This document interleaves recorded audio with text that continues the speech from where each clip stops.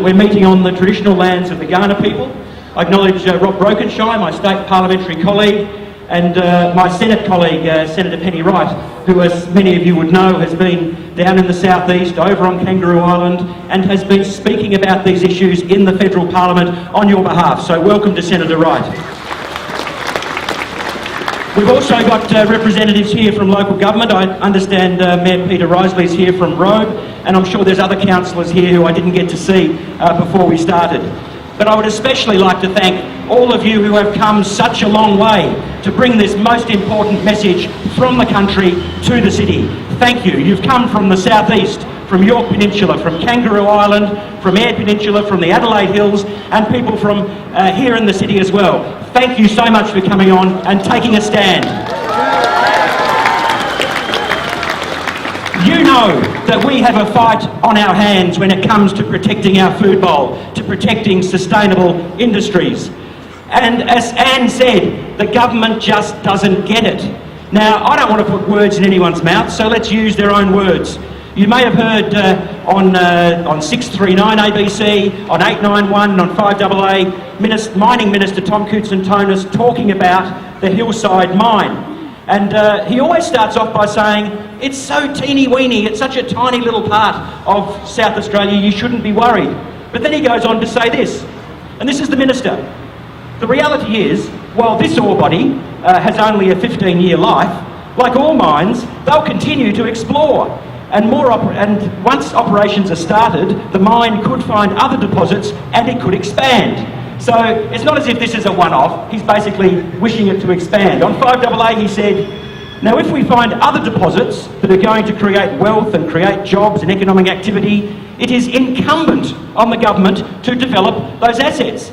It's like there's some, genetic code that's switched on, that he has no choice. Well, what we're here today to say to the Mining Minister, there is a choice. There is a choice between destroying farmland that has been productive for 140 years and will continue to be productive for centuries to come, and a short-term 15-year mine.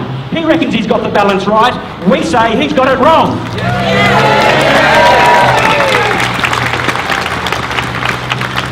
So when it comes to these disputes, land access disputes between farmers and between mining companies, we know that the law is stacked against farmers. We know that when these matters have gone to the mining warden's court in the past, the court has always found in favour of the mining companies. So that means that not only does the government have to have a change of heart, we also must have a change in the law. And that's why meeting on the steps of State Parliament is so important, because this is the place where laws are made. We know that in the past, certainly on behalf of the Greens, I've introduced a number of bills and amendments into State Parliament that haven't got very far. Well, I'm going to reintroduce those pieces of legislation, and I'll tell you why. First of all, we need to fix up the Mining Act. Now, the Mining Act has this quaint notion in it of exempt land. What it says in the Mining Act is that if your land is used for growing crops, it is exempt from mining activity. But you know that the reality is very, very different, because the mining company can come knocking on your door, waving around a piece of paper called a waiver, and they can ask you to sign that waiver, to sign away your exempt land status. And if you don't agree, they will take you to court. And that's what's happening right now. Farmers from Eyre Peninsula and the Copiapo Hills in court right now, challenging the right of farmers to access their land. So we need to change the law. We need to make it fairer.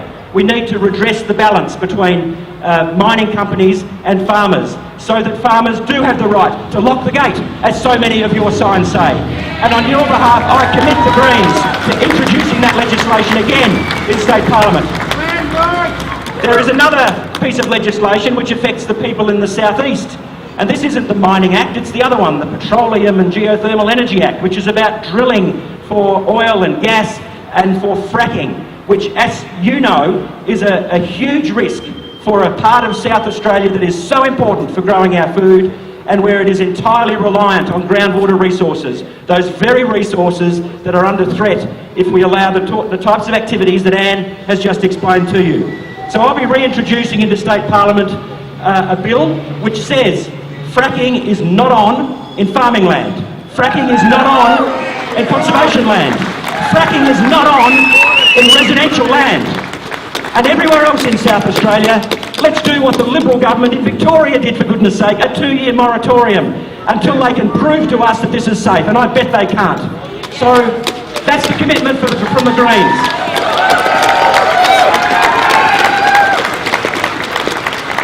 And I look forward to the support of my parliamentary colleagues to get these important pieces of legislation through.